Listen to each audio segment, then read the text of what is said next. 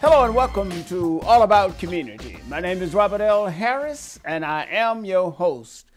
A lot has been going on in Washington, D.C. in the last few days. I can't stay quiet about it. I got to talk about it.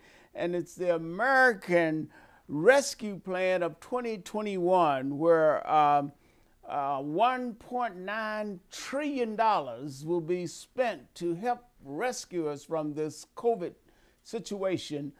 But can you believe that not a single Republican, and this is so sad, not a single one, not just one, not any, would stand up and do the right thing. They all voted against it.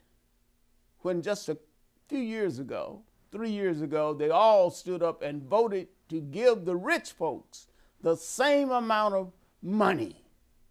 And that is criminal, in my opinion. But that's not what we're going to talk about today. I just sort of want to stir things up a little bit. Today, we're fortunate to have as our guest Kareem Weaver, who is a member of the Education Committee of the Oakland branch of the National Association for the Advancement of Colored People. That's right.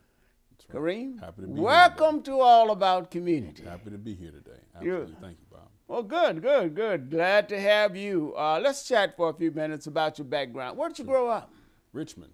I'm a local boy. Richmond. So born in Oakland, raised in Richmond, south side of Richmond, right in the heart of the Iron Triangle. So this is home for me. I did go to the South for, a few years, got married, went to college in Morehouse, and got married. Morehouse. That's right, in Atlanta, Georgia. You can always tell them Morehouse, man, but you can't tell them much. Tell them nothing. I've tried to tell them, but it just never, it never works.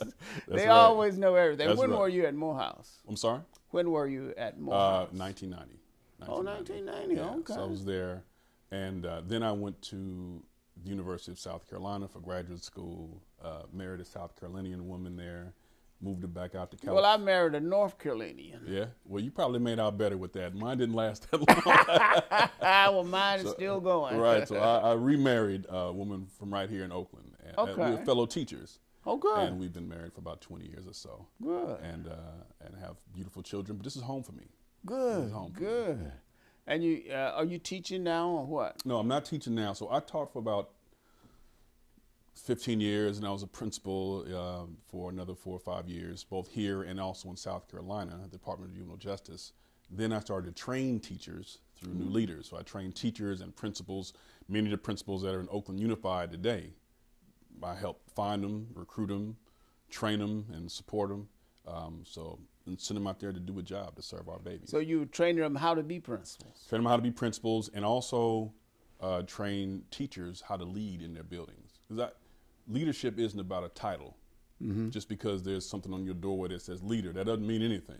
So teachers can be leaders too in their buildings. So we work with teachers to understand the standards, but then also how to show leadership from where they sit, both for the students, the parents, the fellow teachers, and also managing up to the administration. Good. Now, how did you get involved with the Oakland branch of the NAACP? Well, unofficially, okay, I was born into it. Oh, really? My parents, okay. So like I said, I'm a Bay Area guy. My parents were active members and always of the Richmond connected branch. To the Richmond branch of the NAACP, go to the meetings and whatnot, and would bring us along. We heard about it and was very much aware of the social dynamics of the day. And this is the early 70s, early to mid 70s, and came of age in the era in the black community where the crack epidemic was raging. So there were a lot of challenges in our community. And the NAACP is one of the trusted voices that gives, insight, clarity, and advocacy to the grassroots folks, to people who are in the trenches and trying to make their way, as my parents were. So I've been involved for a long time. And then as a teacher, I found it difficult to be a very good teacher and also be an activist. Some people do it, but 100% of my effort went to the classroom. 100% of my effort, probably too much, but I don't regret it, and I loved every second of it. And at the same time, I was always a member, But once I left the classroom, then I said, well, you know what else can I do? How can I support? And I just come to meetings. I volunteer where I could. I wasn't always on the education committee. You know, I had to show myself approved, you could say. And I'd do whatever assignments they asked me to do. And then at some point in time, the education chair, Cynthia Adams, said, well, listen, we're gonna meet and we're gonna bring you in and vet you. And she said, and I quote, we want to see if you're for real or for fake. That's what she said.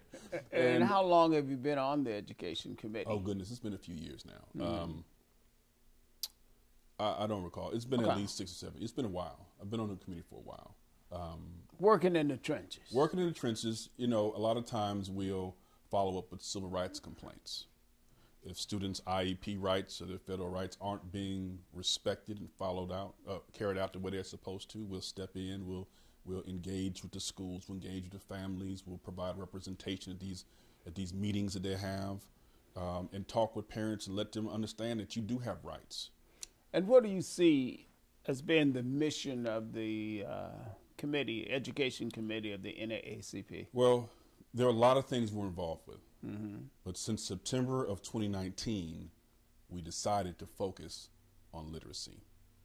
Here in Oakland, you know, we found ourselves chasing after things.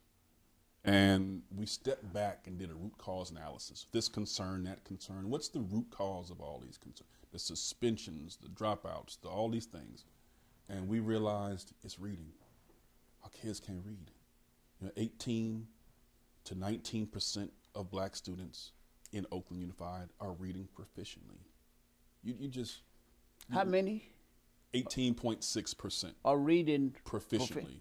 You mean the rest are not? The rest are not. That means just about 1 in 6 kids are where they need to be. The rest just aren't. Not only that, but the majority of those who are not are what they call far below. In other words, they sure enough can't read. They are struggling with the basics of literacy. And why is that? There are a lot of reasons. So we asked that very question. We went from, to universities, to organizations. We went to labor. We went to the school district itself. We talked to the charters. We talked to the district. We asked everybody this simple question. Mm-hmm. Why aren't the kids reading? The answers that they gave were informative. They would say things like poverty. Poverty? What poverty got to do with it? Trauma. The kids are traumatized. There's poverty and different things. And these things are what we would call the dogma of the day. They're commonly held beliefs. And I told them, I was like, you're talking about African American children. You need to Google 4 little girls. You need to Google, Pettus Bridge. You need to Google the civil rights movement. People who've come up from slavery have known trauma. In fact, this might be, as crazy as this might be one of the least traumatic times in black history. We've always been traumatized. And I agree. We have always been traumatized. And many of us, certainly I did, I grew up in poverty. But I don't understand how that affects my ability to read and comprehend, etc. We're going to have to go to break, but when we come back, let's explore a little bit more in terms of that concept that if you grew up in poverty, you can't learn and all that nonsense. Don't touch that remote. Put it down. Put it down. We will be right back with All About Community. My name is Robert L. Harris, and my guest is Kareem Weaver.